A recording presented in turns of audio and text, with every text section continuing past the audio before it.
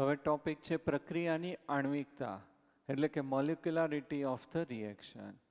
તો પ્રાથમિક પ્રક્રિયા એટલે કેવી થશે? સાદી પ્રક્રિયા, એલિમેન્ટરી રિએક્શન કહીએ છીએ, એક તબક્કામાં થતી હોય. તો પ્રાથમિક પ્રક્રિયામાં ભાગ લેતા સ્પીસીસ એટલે શું થશે? પરમાણુ, આયન અથવા તો અણુની સંખ્યાનો જે એક સાથે અથડાઈને રાસાયણિક પ્રક્રિયાને પૂર્ણ કરવામાં સંકળાયેલ છે તેને આણ્વિકતા કહે છે. પરમાણુની સંખ્યા કે જે એકબીજા સાથે શું થશે? અથડામણ થાય, સંઘાત પામીને શેમાં રૂપાંતર થશે? નિપજમાં. એને શું કહેવામાં આવે છે? આણ્વિકતા. આણ્વિકતા એટલે આપણે એવું પણ કહી શકાય કે મોલ સંખ્યા, અણુઓની સંખ્યા જે છે એને શું કહેવાશે? આણ્વિકતા. પહેલું ઉદાહરણ આપ્યું છે અમોનિયમ નાઇટ્રેટ. કોનું વિઘટન કરીએ છીએ? અમોનિયમ નાઇટ્રેટ, NH4NO2.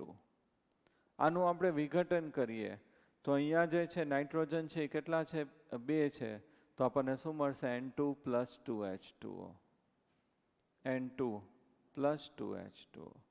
તો આની આણ્વિકતા છે એ કેટલી થશે? 1. અને પ્રક્રિયા કયા ક્રમની થશે? પ્રથમ ક્રમની પ્રક્રિયા. તો જેટલી પ્રારંભિક પ્રક્રિયા છે એના માટે તેની આણ્વિકતા અને પ્રક્રિયાનો ક્રમ બંને છે એ કેવા થશે? સમાન થશે. તો પહેલું આપણે ઉદાહરણ લીધું છે કે NH4NO2 gives N2 + 2H2O. અહીંયા આણ્વિકતા 1 છે તો પ્રક્રિયા કયા ક્રમની થશે? પ્રથમ ક્રમની. બીજું ઉદાહરણ લઈએ આપણે હાઇડ્રોજન આયોડાઇડનું વિયોજન. તો 2HI gives H2 + I2. તો અહીંયા આણ્વિકતા કેટલી છે? 2. તો પ્રક્રિયા કયા ક્રમની થશે? દ્વિતીય ક્રમની પ્રક્રિયા થશે. ક્લિયર? એવી રીતે આપણે લઈએ 2NO + O2 gives 2NO2. તો અહીંયા આણ્વિકતા કેટલી છે? 3. તો પ્રક્રિયાનો ક્રમ છે કયા ક્રમની પ્રક્રિયા થશે? ત્રીજા ક્રમની. તો આવી જેટલી પ્રારંભિક પ્રક્રિયા જે છે, સાદી પ્રક્રિયા છે, એની અંદર આણ્વિકતા અને પ્રક્રિયાનો ક્રમ છે બંને કેવા થશે? સમાન થશે. હવે જટિલ પ્રક્રિયા એટલે કે કોમ્પ્લેક્સ રિએક્શન છે એના માટે આ લાગુ પાડી શકાશે નહીં.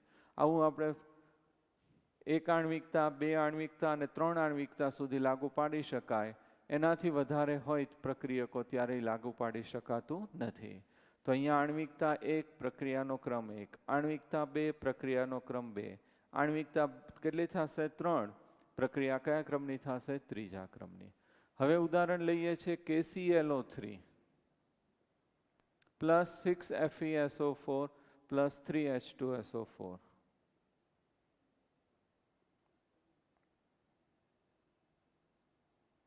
આ બે વચ્ચે રિએક્શન થાય છે તો બનાવશે KCl + 3 moles of Fe2SO4 thrice. 3 moles of Fe2SO4 thrice + 3H2O.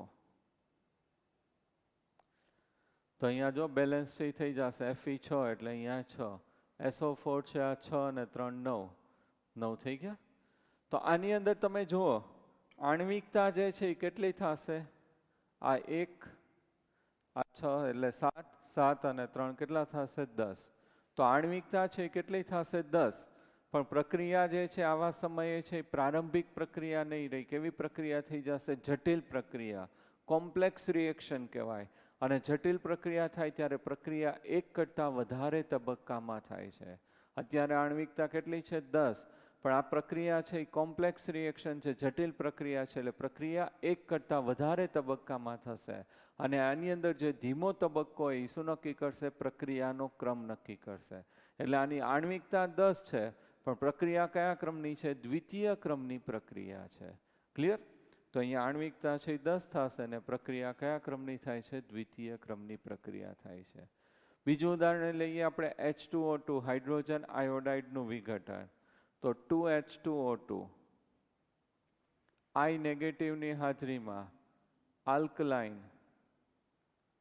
માધ્યમ. તો શું બનશે? 2H2O + O2. તો હાઇડ્રોજન આયોડાઇડ છે એનું વિઘટન થઈને શું બને છે? 2H2O + O2. હવે આ પ્રક્રિયા જે છે એ ખરેખર 1 કરતાં કેવા થાય છે? વધારે તબક્કામાં થાય છે. જો અહીંયા first H2O2 plus I negative gives H2O plus IO negative. હવે IO નેગેટિવ છે પાછું કોની સાથે પ્રક્રિયા કરશે? H2O2 સાથે. તો પાછું શું બની જશે? H2O વત્તા ઓક્સિજન અને એક આ ઓક્સિજન એટલે ઓક્સિજન પ્લસ I નેગેટિવ. તો અહીંયા જે પ્રક્રિયા છે કેવી થાય છે? બે તબક્કામાં થાય છે, 1 અને 2. પહેલો તબક્કો છે એ ધીમો તબક્કો છે, બીજો કેવો છે? ઝડપી છે. તો ધીમો તબક્કો છે એ રાસાયણિક પ્રક્રિયાનો શું કરશે? વેગ નક્કી કરશે. અને ધીમો તબક્કો છે એની અંદર આણ્વિકતા કેટલી છે? 2. તો પ્રક્રિયા કયા ક્રમની થશે? દ્વિતીય ક્રમની. સમીકરણ મારે અહીંયા લખવું હોય તો વેગ બરાબર માઇનસ શું લખાશે? dH2O2 upon dt બરાબર કે H2O2 ની સાંદ્રતા I નેગેટિવની સાંદ્રતા 1 વત્તા 1 એટલે 2. પ્રક્રિયા કયા ક્રમની થશે? દ્વિતીય ક્રમની. ક્લિયર? તો આ રીતે જે છે આપણે પ્રક્રિયાની આણ્વિકતા 3 કરતાં વધારે હોય ત્યારે પ્રક્રિયા છે એ કેવી થશે? પ્રારંભિક નહીં રહે પણ કેવી થશે? જટિલ પ્રક્રિયા થશે. અને જટિલ પ્રક્રિયાની અંદર જે તબક્કો ધીમો હોય એ શું નક્કી કરશે? પ્રક્રિયાનો વેગ છે એ નક્કી કરે છે. તો અહીંયા જે છે આ ધીમો તબક્કો છે, આ કેવો થશે? ઝડપી તબક્કો. ધીમો તબક્કો છે પ્રક્રિયાનો વેગ છે એ નક્કી કરે છે. ક્લિયર? મોડ્યુલમાં બેનો તફાવત આપ્યો છે, પ્રક્રિયાનો ક્રમ અને પ્રક્રિયાની આણ્વિકતા. તો તફાવત છે એ ખાસ છે મેં બોર્ડ એક્ઝામ માટે પૂછાય એવું છે તો લર્ન છે એ કરી નાખજો. હવે ટોપિક છે આભાસી પ્રથમ ક્રમની પ્રક્રિયા. તો આભાસી પ્રથમ ક્રમની પ્રક્રિયા છે એની અંદર 2 પ્રક્રિયક આપણે લઈએ છીએ. એકની સાંદ્રતા ખૂબ વધારે છે, બીજાની સાંદ્રતા કેવી છે? ઓછી છે. પ્રક્રિયા થાય એટલે બંનેની સાંદ્રતામાં ફેરફાર થશે. ઓછી એની સાંદ્રતામાં તરત ઘટાડો થઈને 0 થઈ જાય અને વધારે હોય એની સાંદ્રતામાં થતો ફેરફાર છે એ શું થશે? અવગણી શકાય.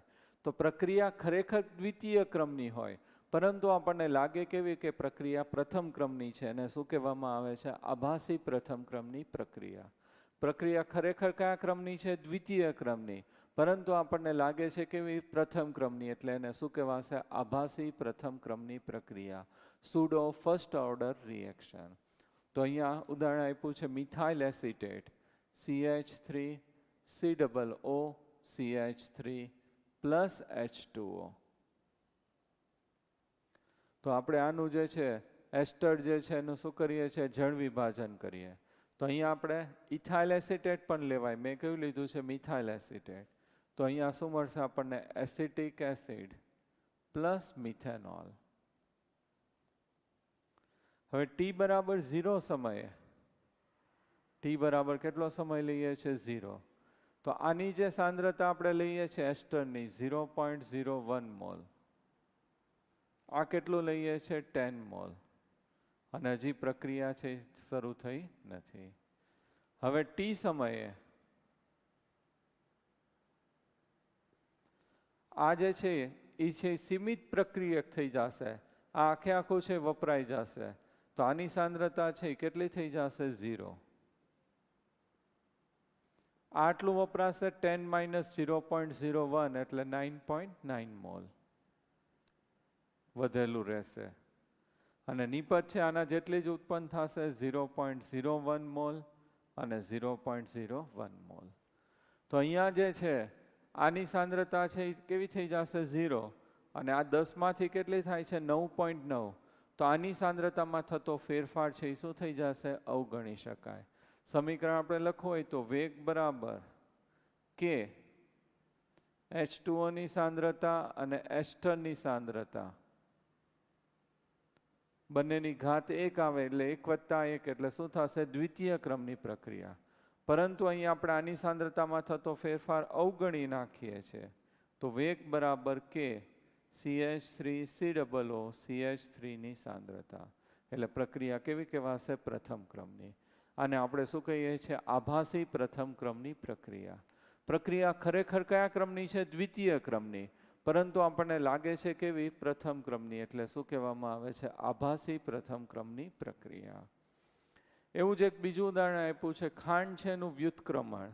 તો ખાંડનું વ્યુત્ક્રમણ એટલે ખાંડ એટલે શું થશે? C12 H22O11 plus H2O.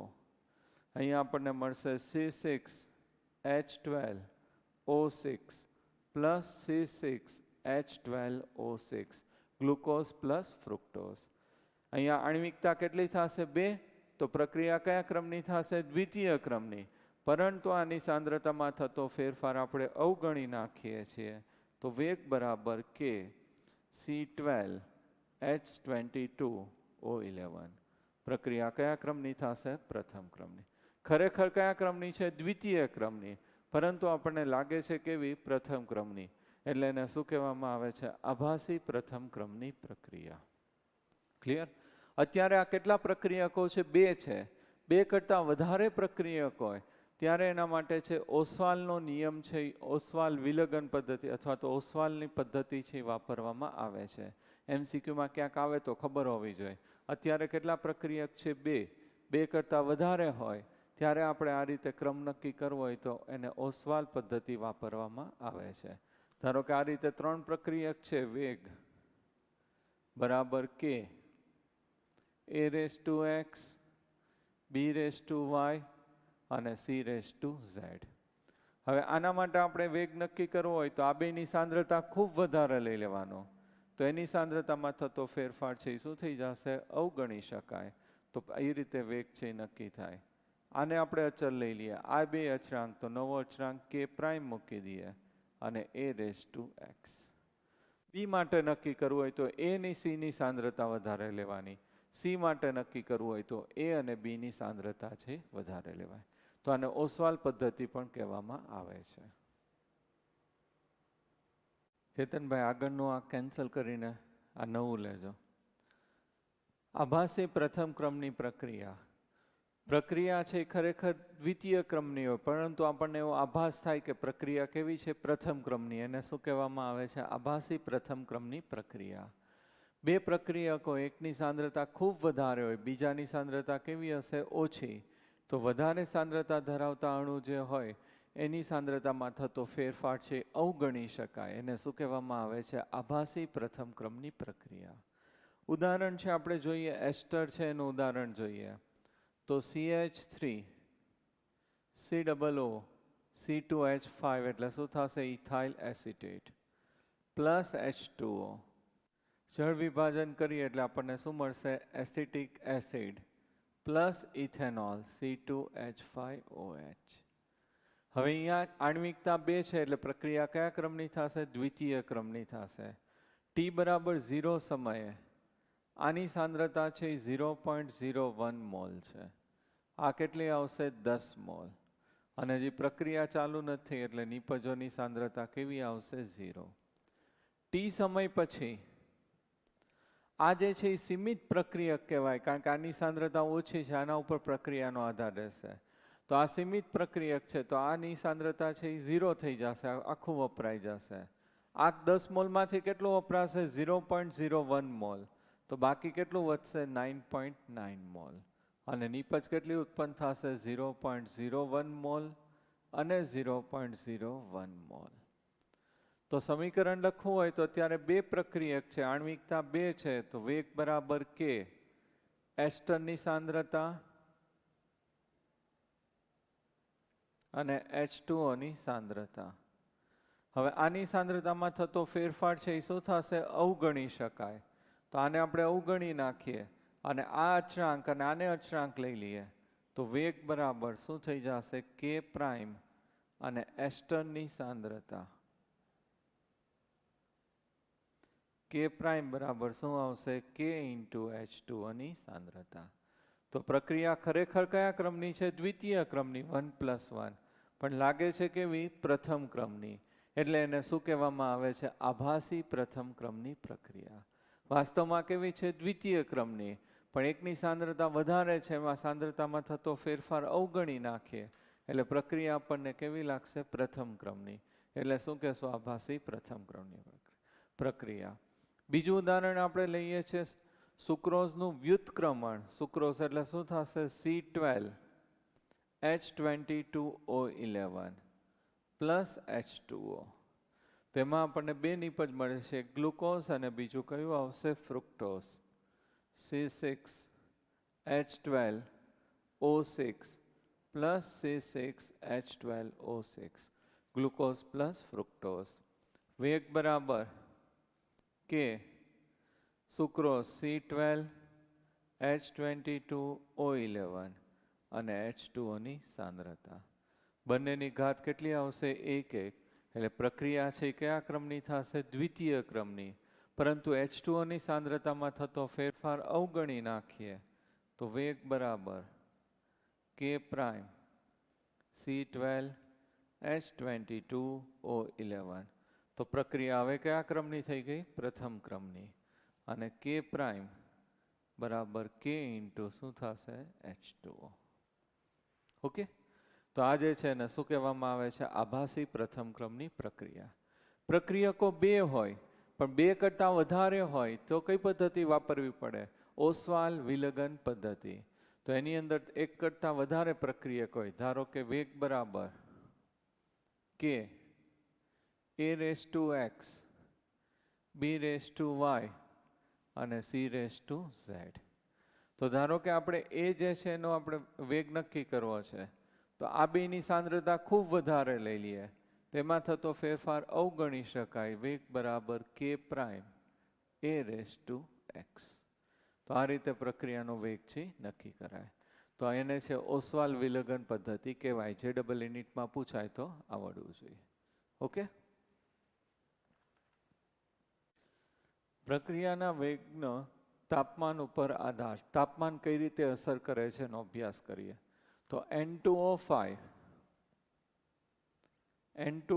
ની જે શરૂઆતની સાંદ્રતા હોય એ સાંદ્રતા અડધી કરવાની છે આપણે. તો સાંદ્રતા અડધી થવા માટે જુદા જુદા તાપમાને એ લોકોએ સમય છે ચેક કર્યો. તો પહેલાં 0 ડિગ્રી સેલ્સિયસ તાપમાને ચેક કર્યું. તો 0 ડિગ્રી સેલ્સિયસ તાપમાને પ્રક્રિયા પૂર્ણ થવા માટે 10 દિવસનો સમય લાગે છે. N2O5 ની સાંદ્રતા કેવી કરી છે? અર્ધ આયુષ્ય સમય આપણે કહીએ છીએ. તેનો અર્ધ આયુષ્ય સમય છે 0 ડિગ્રી સેલ્સિયસ તાપમાને કેટલો થશે? 10 દિવસ. હવે 25 ડિગ્રી સેલ્સિયસ તાપમાન લઈએ તો 5 કલાક છે એની અંદર એ પ્રક્રિયા થાય છે. એનો અર્ધ આયુષ્ય સમય કેટલો મળે છે? 5 કલાક. અને 50 ડિગ્રી સેલ્સિયસ તાપમાન લઈએ તો એનો અર્ધ આયુષ્ય સમય છે આપણને કેટલો મળે છે? 12 મિનિટ. તો આનો અર્થ શું થયો? કે જેમ તાપમાન છે એ વધારતા જઈએ એમ એનો પ્રક્રિયાનો વેગ છે એ શું થશે? વધતો જાય. પ્રક્રિયા કેવી થશે? ઝડપી થશે. બીજું ઉદાહરણ આપણે પ્રેક્ટિકલમાં આવશે, કેમેનોફોર અને oxalic acid. Oxalic acid H2C2O4. તો કેમેનોફોર પોટેશિયમ પરમેંગેનેટ છે, એનો જાંબલી રંગ હોય. તો એ જાંબલી રંગ જે છે એ દૂર થવા માટે ઓક્ઝેલિક એસિડ સાથે પ્રક્રિયા થઈને રંગ દૂર થાય. પ્રક્રિયા કેવી છે? ધીમી છે. પરંતુ એની અંદર તાપમાન વધારીએ એટલે પ્રક્રિયા છે કેવી થશે? ઝડપી થશે. તરત જ એનો રંગ છે એ શું થશે? દૂર થાય. દ્રાવણ છે કેવું બની જાય છે? રંગવિહીન છે બની જાય છે. તો આના ઉપરથી એ લોકોએ ઘણા બધા પ્રયોગના અંતે એવું સાબિત કર્યું કે કોઈ પણ પ્રક્રિયા જે છે રાસાયણિક પ્રક્રિયાનો 10 ડિગ્રી સેલ્સિયસ તાપમાન છે વધારીએ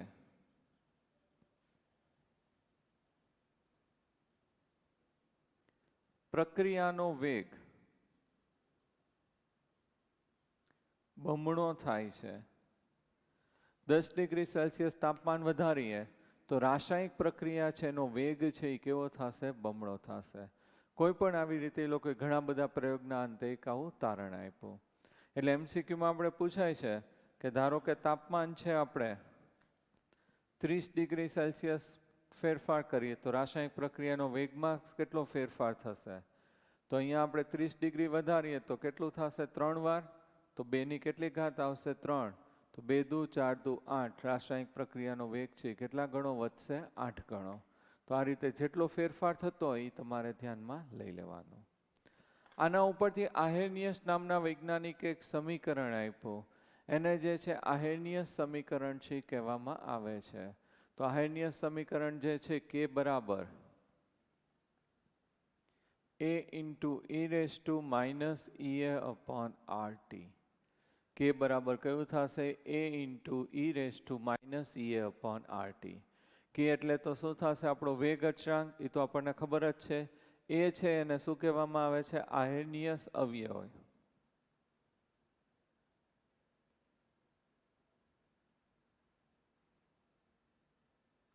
અથવા તો આવૃત્તિ અવયવ. તો એ જે છે એને આયનીયસ અવયવ, આવૃત્તિ અવયવ અથવા ઈ રેસ ટુ છે એટલે એને પૂર્વઘાતાંક અવયવ પણ કહેવામાં આવે છે.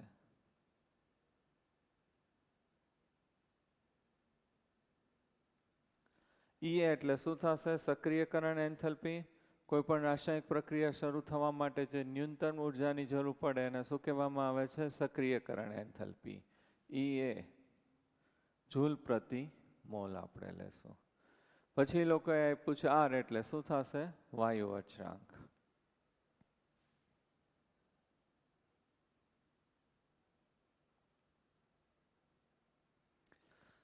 હવે કોઈ પણ રાસાયણિક પ્રક્રિયા થાય તો એની અંદર સામાન્ય રીતે પહેલા મધ્યવર્તી બનશે અને મધ્યવર્તી જે છે એની અંદરથી શેમાં રૂપાંતર થશે? નિપજની અંદર છે એ રૂપાંતર થાય છે. સપોઝ આપણે HI લઈએ, H2 અને આયોડિન વચ્ચે પ્રક્રિયા થાય તો અહીંયા H2 પ્લસ I2. H2માં કઈ રીતે બંધ હશે? હાઇડ્રોજન હાઇડ્રોજન બંધ. I2માં કયા બંધ હશે? આયોડિન આયોડિન બંધ.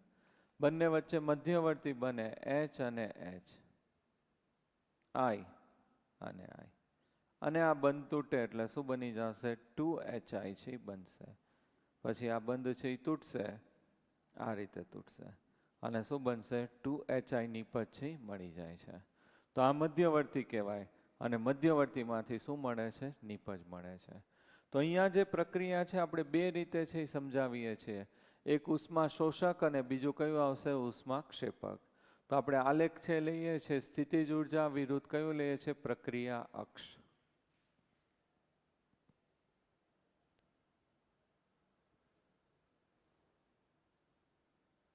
સ્થિતિજ ઉર્જા અને પ્રક્રિયા અક્ષ.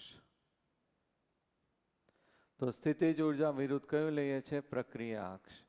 તો અહીંયા આપણે પ્રક્રિયક શેમાં રૂપાંતર થાય છે? નિપજમાં. પ્રક્રિયક અને અહીંયા શેમાં રૂપાંતર થાય છે? નિપજમાં. પ્રક્રિયક આપણે લઈએ છીએ H2 પ્લસ I2. મધ્યવર્તી બનશે HH અને I. નિપજ શું બનશે? 2HI. અહીંયા આટલી ઉર્જા આપીએ છીએ ને સક્રિયકરણ ઉર્જા શું કહેવાશે? EA. અને આ બંધ તૂટીને નિપજમાં રૂપાંતર થાય એટલે ઉર્જા છે એ મુક્ત થાય, એને આપણે શું કહીએ છીએ? EA prime. તો જે ઉર્જા આપીએ છીએ એને શું કહેવાશે? EA. અને ઉર્જા મુક્ત થાય એને આપણે શું કહીએ છીએ? EA prime. તો અહીંયા ડેલ્ટા H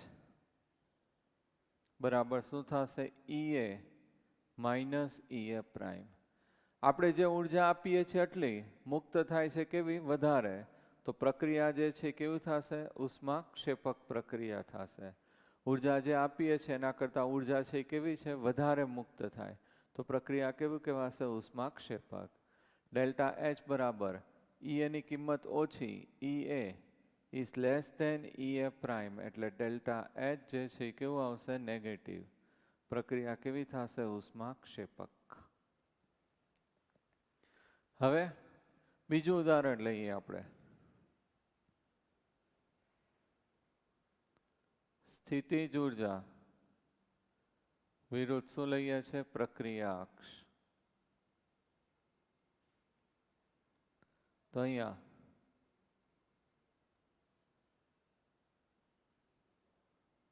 આટલી ઉર્જા આપણે આપીએ છીએ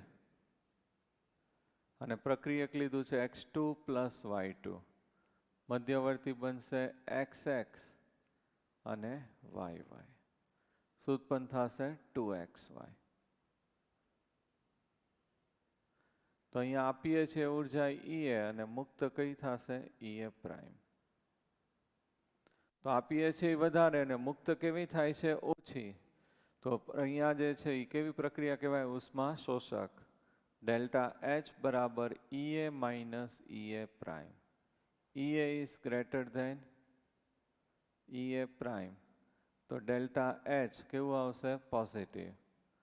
પ્રક્રિયા કેવી થશે? ઉષ્મા શોષક. આ જે છે એ શું કહેવાશે? Delta H. અહીંયા એટલો ભાગ જે છે એ શું કહેવાશે? Delta H. તો બે રીતે પ્રક્રિયા થાય છે, એક ઉષ્મા શોષક અને બીજું કયું થશે? ઉષ્મા ક્ષેપક પ્રક્રિયા થાય છે. હવે આપણે જે છે તાપમાનની અસર જે છે, અસર આપણે બોલ્ટ્ઝમેન અને જેમ્સ ક્લાર્ક મેક્સવેલ એના ઉપરથી સમજાવીએ છીએ. 11th આવી ગયું છે બોલ્ટ્ઝમેન અને મેક્સવેલ ઉપરથી. તો એની અંદર જે છે આપણે આ રીતે આલેખ છે એ લીધો છે. અણુઓનો અંશ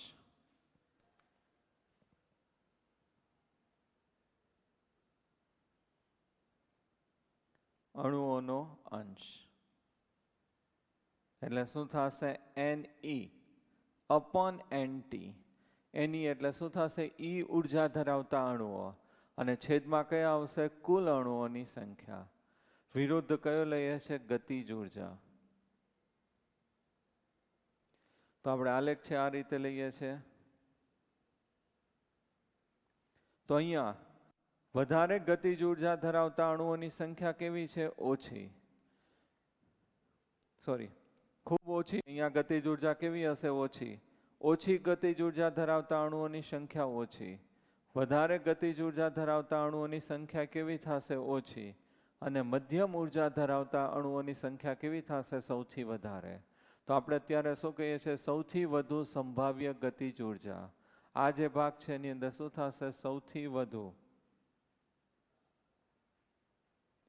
સંભાવ્ય ગતિજ ઉર્જા.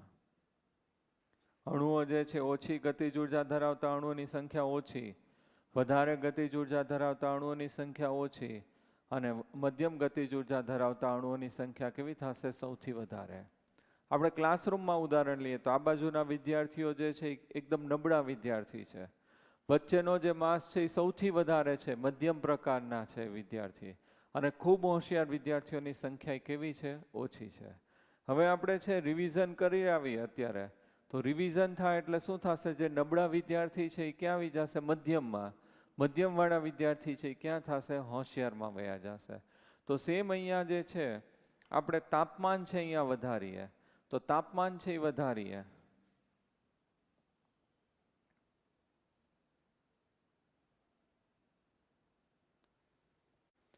તો તાપમાન વધારીએ આપણે, તો આલેખ જે છે આપણને કઈ રીતે મળે છે? આ રીતે મળે છે. તાપમાન વધારીએ તો આલેખ આપણને આ રીતે મળશે. અહીંયા T તાપમાન છે અને આ T+10 ડિગ્રી સેલ્સિયસ તાપમાન વધારી દીધો. તો આલેખ છે આ રીતે આપણે થોડુંક ફ્લેટ થશે. અને આ જે છે સૌથી ઓછા ગતિજ ઉર્જાવાળા ક્યાં હશે? મધ્યમમાં. અને મધ્યમવાળા ક્યાં હશે? વધારે ગતિજ ઉર્જા ધરાવતા અણુઓ. તો અહીંયા વધારે ગતિજ ઉર્જા ધરાવતા અણુઓની સંખ્યા છે એ શું થશે? વધશે. અને આ જે ઉર્જા છે ને આપણે શું કહીએ છીએ? સક્રિયકરણ ઉર્જા.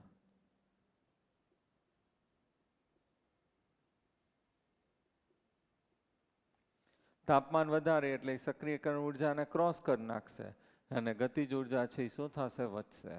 તો T તાપમાને વધારે ગતિજ ઉર્જા ધરાવતા અણુઓની સંખ્યા કેવી હતી? ઓછી.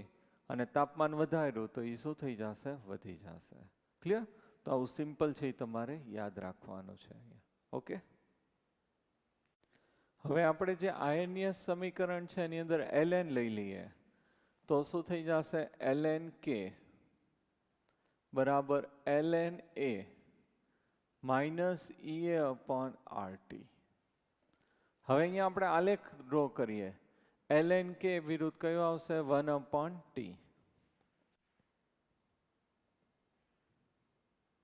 Ln K વિરુદ્ધ 1/T. તો આલેખ છે આપણને સીધી રેખા મળે છે. આંતરછેદનું મૂલ્ય શું દર્શાવશે? Ln A. અને ઢાળ બરાબર માઇનસ EA/R. ઢાળ બરાબર શું થશે? Minus EA/R.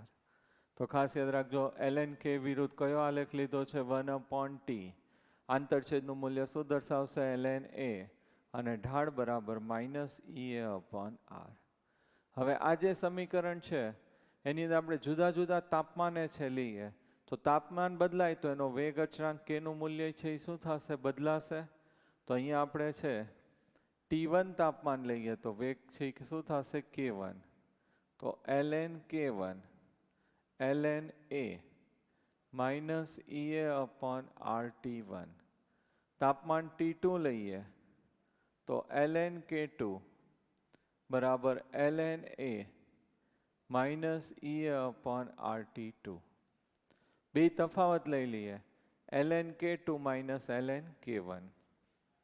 ln K2 - ln K1 equal to ln A -EA/RT2 minus ln A plus EA/RT1.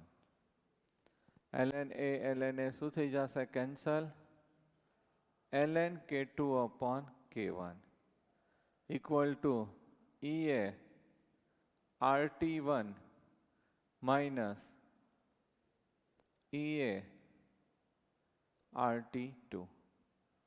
ln remove કરીએ એટલે શું લખાશે, 2.303 log.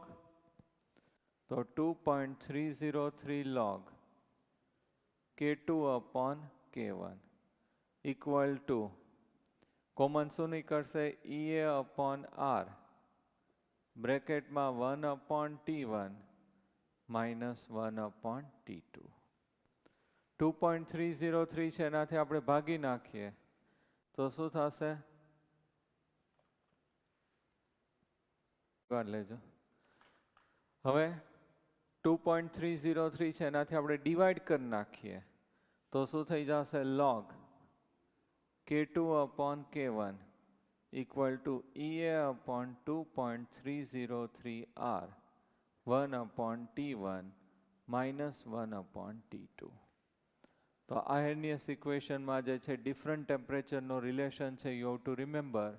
આના ઘણા બધા ન્યુમેરિકલ્સ અને MCQs આવશે. log K2/K1 equal to EA/2.303 R બ્રેકેટમાં 1/T1 minus 1/T2. અહીંયા 2 ડિફરન્ટ ટેમ્પરેચર આપશે, એનો રેટ કોન્સ્ટન્ટ આપશે તો શું ફાઇન્ડ કરવાનું કહેશે, EA. અથવા EA આપે, T1 T2 આપે, K1 આપે તો શું ફાઇન્ડ કરવાનું, K2. K2 K1 આપે, EA આપે, T1 આપે તો શું ફાઇન્ડ કરવાનું કહેશે, T2. તો આવા ઘણા બધા ન્યુમેરિકલ્સ અને MCQs આવશે. ફોર્મ્યુલા ખાસ યાદ રાખજો, log K2/K1 equal to EA/2.303 R બ્રેકેટમાં 1/T1 minus 1/T2. Clear? તો આ જે છે નસ્ટ ઇક્વેશન ઉપરથી આપણે ડિરાઈવ કર્યું.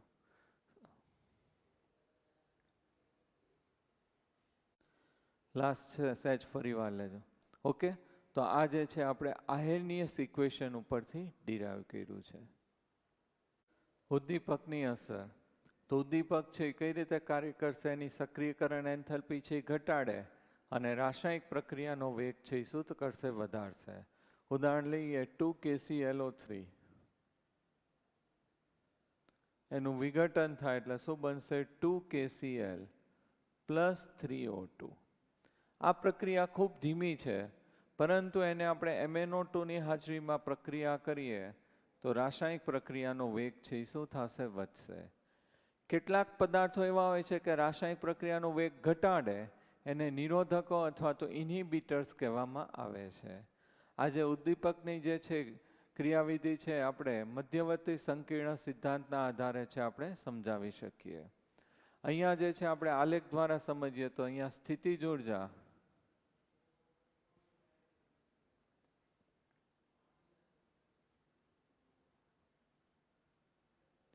પ્રક્રિયા અક્ષ. તો સ્થિતિજ ઉર્જા અને પ્રક્રિયા અક્ષ. આ જે પ્રક્રિયા આપણે કરીએ છીએ ઉદ્દીપકની ગેરહાજરીમાં કરીએ છીએ. આ જે છે પહેલી પ્રક્રિયા કેવી કરીએ છીએ, ઉદ્દીપકની ગેરહાજરીમાં. હવે બીજી પ્રક્રિયા છે આપણે ક્યાં કરીએ છીએ, ઉદ્દીપકની હાજરીમાં. તો એની સક્રિયકરણ એન્થેલ્પી આની જે છે એ કેવી છે, વધારે છે. આની કેવી છે, ઓછી છે. તો રાસાયણિક પ્રક્રિયાનો વેગ છે એ શું થશે? વધશે. આ જે છે પ્રક્રિયક એટલે શું થશે? રિએક્ટન્ટ. અને આ શું થશે? પ્રોડક્ટ.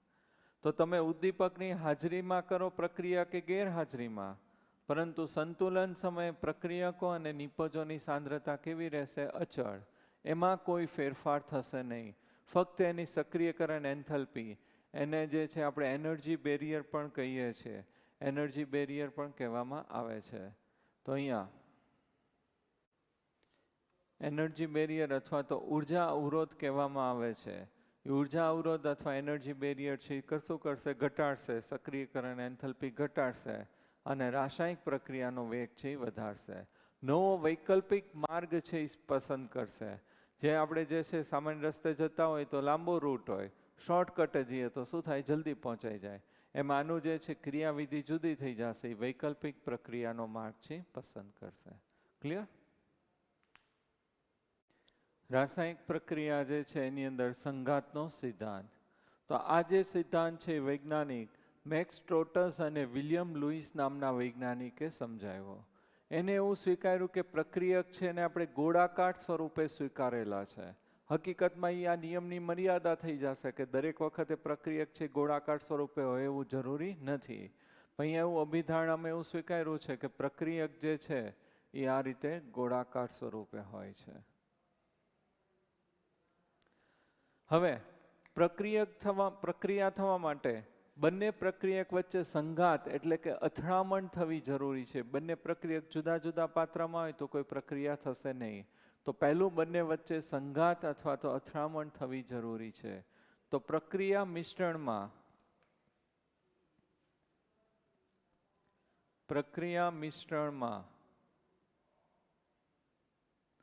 પ્રતિ સેકન્ડ, પ્રક્રિયા મિશ્રણમાં શું કીધું છે? પ્રતિ સેકન્ડ પ્રતિ એકમ કદે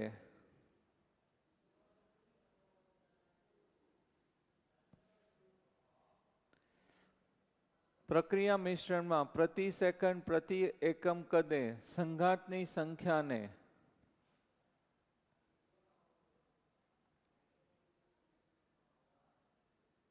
સંઘાત આવૃત્તિ Z કહેવામાં આવે છે. પ્રક્રિયા મિશ્રણમાં પ્રતિ સેકન્ડ પ્રતિ કદે સંઘાતની સંખ્યાને સંઘાત આવૃત્તિ શું કહેવામાં આવે છે? Z કહેવામાં આવે છે. પ્રક્રિયક કયા લઈએ છે? A+B. શેમાં રૂપાંતર થાય છે? નિપજ. આર્હેનિયસનું સમીકરણ આપણે હમણાં કર્યું કે બરાબર A × E−Ea/RT. તો આના ઉપરથી છે આપણે સમીકરણ છે લખીએ છીએ અહીંયા. વેગ બરાબર શું થઈ જશે? Z AB. Z છે એ શું કીધું? સંઘાત આવૃત્તિ. અને સંઘાત કોની વચ્ચે થાય છે? પ્રક્રિયક A અને B ની વચ્ચે છે એ સંઘાત થાય છે. Into E−Ea/RT. હવે બીજો મુદ્દો. પહેલું એને જે કીધું કે એની અંદર પ્રક્રિયકના અણુઓ છે એની વચ્ચે શું થવું જરૂરી છે? સંઘાત થવી જરૂરી છે. બીજું, સંઘાત થાય ત્યારે એની અંદર ચોક્કસ પ્રકારની દહેલીજ ઉર્જા અથવા તો થ્રેશોલ્ડ એનર્જી છે હોવી જોઈએ. તો સંઘાત થાય ત્યારે દહેલીજ ઉર્જા જો ઓછી હોય તો બંને વચ્ચે સંઘાત થાય પણ અથડાઈને ક્યાં વયા જશે? પાછા વયા જાય. તો બંને વચ્ચે સંઘાત અથવા તો અથડામણ થાય ત્યારે એની દહેલીજ ઉર્જા છે અથવા થ્રેશોલ્ડ એનર્જી છે વધારે હોવી જોઈએ. તો બીજો એની અંદર ઉર્જા છે કેવી હોવી જોઈએ? વધારે હોવી જોઈએ. એને આપણે શું કહીએ છીએ? દહેલીજ ઉર્જા અથવા તો થ્રેશોલ્ડ એનર્જી. ત્રીજું, પહેલું બે વચ્ચે શું થવું જોઈએ? અથડામણ થવું જોઈએ. બીજું, અથડામણ થાય ત્યારે એની ગતિજ ઉર્જા અથવા તો એને આપણે દહેલીજ ઉર્જા કહીએ છીએ અથવા થ્રેશોલ્ડ એનર્જી છે એ કેવી હોવી જોઈએ? વધારે હોવી જોઈએ. ત્રીજું, એની યોગ્ય દિક વિન્યાસ હોવો જોઈએ. યોગ્ય દિશાની અંદર અથડામણ થવી જોઈએ. તો જ પ્રક્રિયક છે જોડાઈને મધ્યવર્તી બનાવે અને મધ્યવર્તીનું શેમાં રૂપાંતર થશે? નિપજમાં રૂપાંતર થશે. તો યોગ્ય દિક વિન્યાસ છે એ હોવો જોઈએ. તો આપણે જે છે જો આપણે એને SN2 રિએક્શનથી સમજાવીએ છીએ. Methyl bromide CH3Br plus OH negative gives methanol plus Br negative. Methyl bromide એટલે H, CH, H અને Br. વિદ્યુત ઋણતા કોની વધારે હશે? બ્રોમિનની, એટલે અહીંયા માઇનસ ડેલ્ટા, અહીંયા કેવું આવશે? Plus delta. Plus OH negative. અહીંયા અથડામણ થાય ત્યારે અયોગ્ય દિક વિન્યાસો એટલે આને આ દિશામાં ભટકાવા આવે.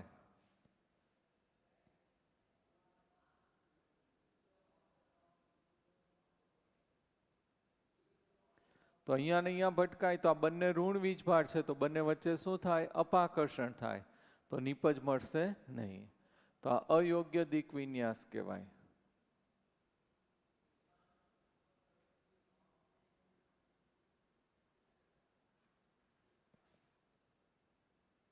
તો અહીંયા નીપજ મળશે નહીં.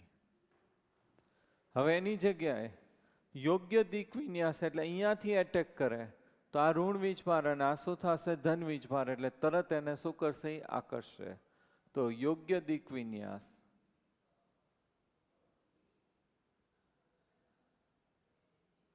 તો આ તરત એને આકર્ષશે એટલે અહીંયા શું આવશે? OH. Carbon, hydrogen, hydrogen, hydrogen, અને અહીંયા કયું આવશે? Br. આ જે છે એ શું બનાવશે? મધ્યવર્તી છે એ બનાવશે. અહીંયા પ્લસ ડેલ્ટા, આ માઇનસ અને આ માઇનસ. તરત જ Br છે બહાર નીકળી જાય અને આપણને શું મળશે? નીપજ છે એ મળશે. તો અહીંયા OH છે એ જોડાઈ જાય, CH, H, H plus Br negative. અહીંયા ઇન્વર્ઝન થઈ જશે, વ્યુત્ક્રમણ. 3 હાઇડ્રોજન આ બાજુ ગોઠવાયેલા છે, નીપજ મળે એમાં કેવા થઈ જશે? ઊંધા થઈ જાય. એને આપણે શું કહીએ છીએ? વ્યુત્ક્રમણ. છત્રી કેમ નીચે હોય, પવન આવે એટલે કાગડો થઈને ઊંધી થઈ જાય, સેમ અહીંયા 3 હાઇડ્રોજન આ બાજુ છે, નીપજમાં કેવા થઈ જશે? ઊંધા. તો એ રીતે એનું ઇન્વર્ઝન છે એ થઈ જશે. તો આ રીતે જે છે આપણને મળે છે. તો અયોગ્ય દિક વિન્યાસ હોય તો નીપજ મળશે નહીં, યોગ્ય દિક વિન્યાસ હોય તો શું થશે? નીપજ મળશે. તો અહીંયા આપણે છે એ 3 શરતો કીધું. પહેલું, પ્રક્રિયકના અણુઓ વચ્ચે છે એ શું થવું જોઈએ? અથડામણ થવું જોઈએ. બીજું, અથડામણ થાય ત્યારે એની ગતિજ ઉર્જા અથવા દહેલીજ ઉર્જા છે કેવી હોવી જોઈએ? વધારે હોવી જોઈએ. યોગ્ય દિશા યોગ્ય ન ભટકાઈને આમ વયો જાય, તો એની યોગ્ય દિશામાં અથડામણ અથવા તો સંઘાત થવું જરૂરી છે. જો આ 3 શરતો લાગુ પડતી હોય તો પ્રક્રિયકનું નીપજમાં રૂપાંતર થવાની સંભાવના છે શું થઈ જશે? વધી જાય.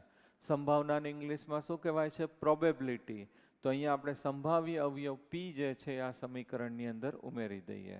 તો સમીકરણ કઈ રીતે લખાશે? વેગ બરાબર P, Z A અને B વચ્ચે પ્રક્રિયા થાય છે, ઇન્ટુ e⁻⁻RT. P જે છે ને આપણે શું કહીએ છીએ? સંભાવ્ય અવયવ.